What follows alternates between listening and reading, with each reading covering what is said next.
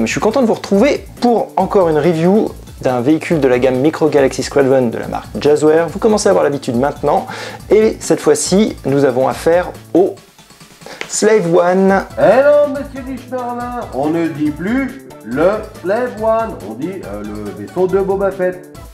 Hein? Quoi? Bon, en fait, ça vient peut-être plutôt du fait que tout ça, ça a été racheté par Disney. Je sais pas, hein, j'extrapole. Regarde, Han Solo ne tire plus le premier, Leila ne porte plus de bikini, c'est bien dommage. Les méchants peuvent être gentils, enfin bon, il se passe des choses quoi. Mais en tout cas, on dit plus le Slave One, on dit le Boba Fett Starship. Ah ouais? Eh oui, c'est Papoufette qui le dit. C'est qui Papoufette? Eh, c'est un hybride entre Boba Fett et Papou. Pourquoi l'accent du sud? Parce que j'adore. C'est fleuri quoi, c'est frais, c'est Sigalino. Ouais, c'est bien, j'aime bien. Je vous présente pas Papou de la chaîne Blaster Joie Nerf. Donc le Slave One, comme vous pouvez le voir, eh bien encore une fois, il est magnifiquement réalisé. Les petites moulures, les détails, c'est toujours joli. Franchement, cette gamme-là, je ne cesse de vous le dire, je l'adore, je la trouve vraiment très très belle, très bien finie. J'adore aussi le fait qu'ils aient fait la peinture complètement écaillée, que ce soit sur le vert ou sur le bordeaux. Franchement, c'est sublime. Encore une fois, nous avons un vaisseau avec, hop, ouverture du cockpit. Si je me trompe, c'est par ici. Voilà, donc nous pouvons voir magnifiquement placé 3 fauteuils, le tableau de bord. On va faire des petites photos dans ce sens-là. Permettez. Voilà, photo en direct. Ça donne quoi? Non, photo, j'ai dit, pas vidéo.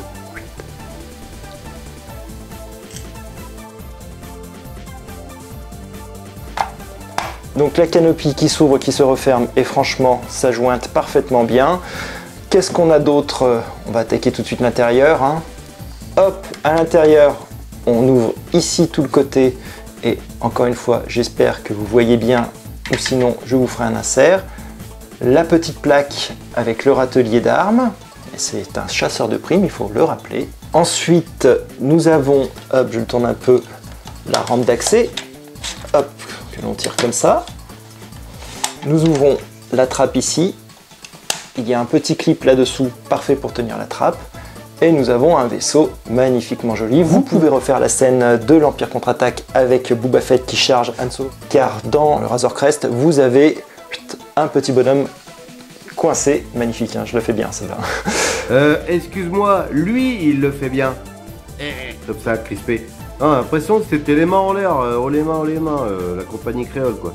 Je vous remonte vite fait le râtelier pour que vous ayez en vue ici le petit trou, le petit crochet pour mettre le backpack du personnage de Boba Fett. Encore une fois, le personnage est splendide. Et il est accompagné aussi cette fois-ci, j'aurais voulu un personnage de la première trilogie, mais nous avons Sam Fennec. Rien à dire sur les détails, rien à dire sur la finesse des moulages, encore une fois. Ils sont articulés, hop, on peut les plier, les asseoir dans le cockpit que l'on a vu tout à l'heure. Je le repose. Honnêtement, ça va aller très vite parce que, encore une fois, Jazzware a fait un travail de fou, la finesse des détails, tout ça. Donc, maintenant, on va passer à l'autre mode. Tac. Tac, on ferme. Et regardez qu'est-ce qui se passe quand on le bascule. Oh, bah non, vous l'avez pas vu. Les ailes, elles suivent. Hop, hop. Dernier petit point de détail amusant. Derrière, nous avons ici la petite bombe que Boba Fett a tendance à larguer un peu souvent, aussi bien dans la série Mandalorian que, il me semble, dans l'Empire contre-attaque. Faudrait que je revérifie, ça je suis pas sûr. Bref, oh, le fan de Star Wars à 3 balles. Ah, la fameuse bombe Seismic Charge, hein, la charge sismique, avec son bruit si reconnaissable, hein, qui fait un petit... un truc de dingue quand ça pète ça dans les séries. Effectivement, cette bombe, on la voit péter dans beaucoup d'épisodes, hein, comme dans par exemple l'attaque des clones. Mais t'as raison, on le voit dans le Mandalorian. Que dire de plus? Bah, les petits canons, hop, que l'on peut faire suivre quand on fait basculer, voilà. Non, encore une fois, c'est un très beau véhicule. très bien réalisé, les détails sont fins, les personnages sont magnifiques. Il est joli, je me souviens plus de l'échelle, mais il y aura un petit insert ici ou là ou par là. Voilà, je crois que je vais conclure là-dessus. Ah si, et si on demandait l'avis à un vrai professionnel? Papou, t'es toujours là? Bon, t'es content, hein? Regarde, voilà, regarde, tu vois la boîte là derrière mon Slave One là? Là, la boîte là. J'ai craqué, voilà, hein, je commence à acheter cette gamme grâce à tes magnifiques vidéos que j'adore. Oh, j'ai trop chaud là-dedans. Oups. Claque à mon backpack. T'en penses? Je vous présente pas Papou de la chaîne Blaster Joue à Nerf. Alors, qu'est-ce que t'en penses de ce petit Slave One de chez Jazzware?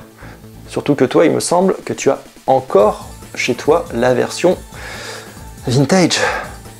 Jalousie.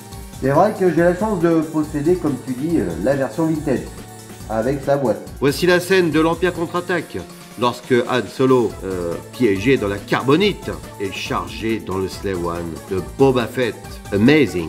Je parle anglais, moi. Alors sinon, moi je trouve que ce vaisseau est très bien réalisé, on reconnaît bien les codes couleurs qu'on peut voir dans tous les épisodes où ce fameux vaisseau apparaît, que ce soit dans le film ou dans les séries, hein, dans les séries Mandalorian, Boba Fett. Donc franchement, un grand plaisir de voir ça. Le souci du détail est très impressionnant, je trouve, par rapport à ma version vintage. Après, on n'est pas sur la finition de la Black Series, hein, qui était magistrale, mais franchement, ça n'a rien à envier. Hein. C'est très beau. Bravo Jazzware là, pour ce travail. Moi, je trouve ça magnifique. Merci Papou de nous avoir donné ton petit avis de spécialiste de Boba Fett. En spécialiste, je pense pas à ce point-là, mais par contre, grand fan de Boba Fett, oui, ça c'est sûr le Papou. Bon, à la prochaine Romain, j'espère que cette vidéo collab vous a plu les amis. Merci à vous et puis joyeux Noël. Certainement, on se retrouvera certainement pour après Noël, après le 25 décembre, parce que c'est le jour où je dois recevoir le Faucon Millenium de la gamme. Et je pense que là, elle sera déjà pas mal. Allez les gens, ciao, à bientôt. Booba, Booba, mon petit garçon, tu es né sur la planète Kamina. Booba, Booba, fais bien attention, car ton papa Django s'est fait tuer sur Geonosis. Power Ranger. Non, mais non, oh, je m'ai trompé encore. Merci de nous avoir regardés, à bientôt sur la chaîne de Duchemin Romain et Blaster Joue à Nerf.